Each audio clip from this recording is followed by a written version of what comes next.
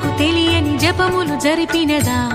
మురళీ సఖీ వెనుకటి బ్రతుకున చేసిన పుణ్యమిదా తనువును నిలువున తొలిచిన గాయములే తన జన్మకి తరగని వరముల సిరులని తలచినదా కృష్ణాని